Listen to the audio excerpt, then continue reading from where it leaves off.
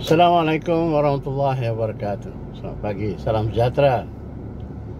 Malam tadi ketika ditanya oleh media, Syamuddin Tun Husainon menyatakan bahawa selepas mesyuarat BN dan beliau sekini mendapat jawatan bendahari dari BN, Syamuddin berkata UMNO BN masih relevan dalam senario politik sekarang. So saya pun tertanya-tanya lah, relevan betul ke? Masih relevan? Atau relevan kat mana?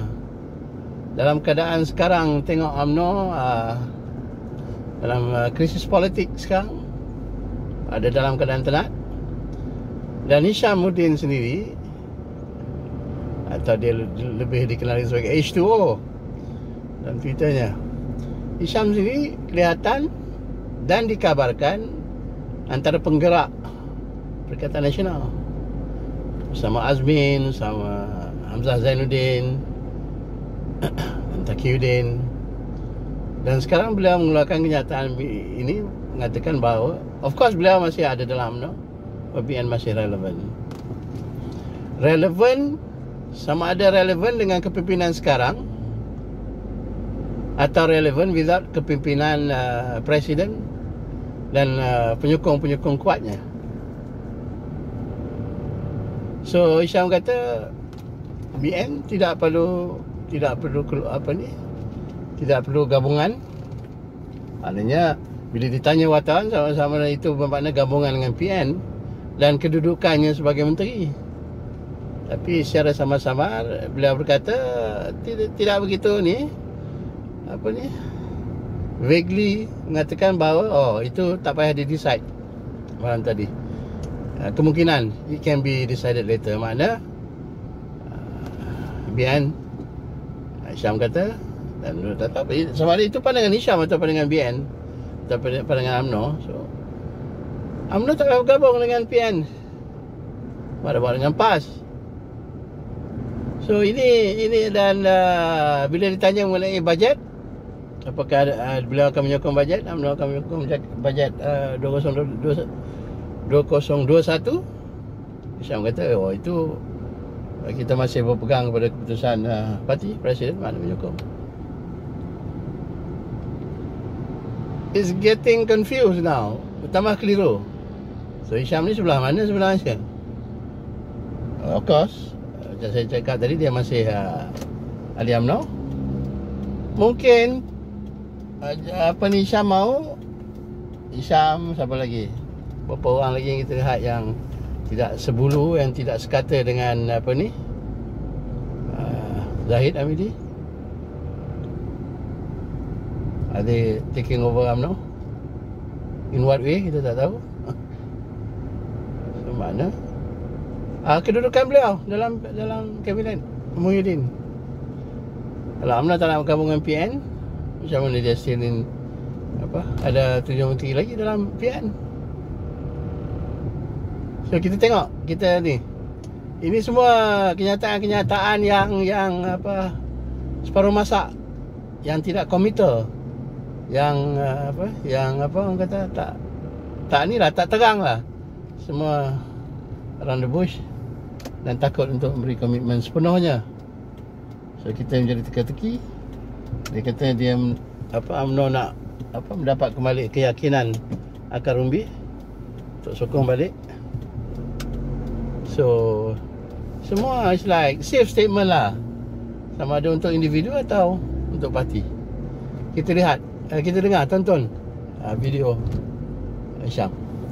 Syamuddin Husainon. Thing from you, sir.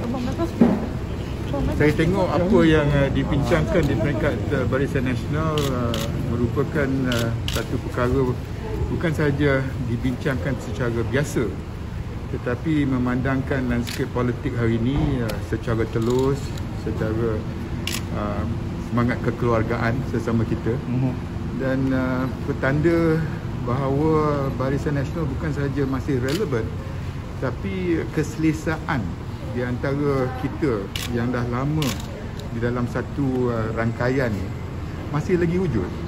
Itu saya boleh nampak dari segi kesefahaman, perbincangan, keikhlasan, kejujuran kita sesama kita. Ini satu petanda yang baik. Kita tahu landscape politik kat luar tu pelbagai kemungkinan. Tetapi asalkan kita berada dalam satu saf, boleh ada perbezaan pendapat, tetapi akhirnya kita letakkan kepentingan parti, dan kepentingan parti mesti bersandarkan kepada apa yang terbaik untuk rakyat. Rakyat pun pelbagai kaum, dan ini yang kelebihan yang ada kepada BN yang kita tidak tegaskan dan buktikan. Masa dah sampai untuk BN menunjukkan kepimpinan bukan saja kepada satu kaum, tetapi kepelbagaian itu sebagai satu kekuatan yang merupakan satu asas penubuhan parti kita oleh pejuang-pejuang sebelum daripada kita hari ini. Jadi apa yang saya lihat dalam mesyuarat hari ini, walaupun kita terpaksa meniti dan menyelami situasi yang penuh dengan ketidaktentuan, tetapi asalkan kita berada dalam satu saf dan hala tuju yang sama, itu memberi satu perjalanan yang lebih jelas, yang boleh difahami oleh anggota-anggota kita di bawah sana. Macam mana dengan pendirian kuli yang dilihat berbeza daripada pemimpin lain? Tak dibincangkan hari ini. Tak dibincangkan. Datuk Sri, apa yang dimahukan akar undi? Datuk Sri kata akar undi mahukan apa yang dimahukan? Adakah dominan dalam? Kita tak tahu sebenarnya. Tak ada siapa di luar sana yang boleh mengetahui apa yang akar undi mahukan. Ini bukan satu fenomena yang unik kepada negara kita, malah apa yang berlaku di dunia hari ini dengan ketidaktentuan politik, politik kebencian, perpecahan, situasi COVID, ketidaktentuan ekonomi negara. Ini semua merupakan satu cabaran kepada sesiapa yang merasakan diri dia sebagai politikus dan pemimpin dalam negara masing-masing, dan saya sebagai menteri luar dapat berinteraksi dan kepimpinan di negara-negara di luar sana, dan mereka juga berhadapan dengan cabaran yang sama. Ini bukan satu yang agak unik kepada Malaysia sahaja, bukan unik kepada Barisan Nasional sahaja, bukan unik kepada kedudukan kepimpinan negara Malaysia sahaja. Ini terpaksa dihadapi oleh semua pemimpin dalam keadaan dunia pasca COVID ini. Tetapi ini juga menunjukkan bahawa kalau kita mampu menunjukkan kepimpinan, keikhlasan, kejujuran, ketegasan dalam apa yang kita nak lakukan dan buktikan kepada rakyat, akhirnya rakyat akan tentukan jatuh bangunnya kita.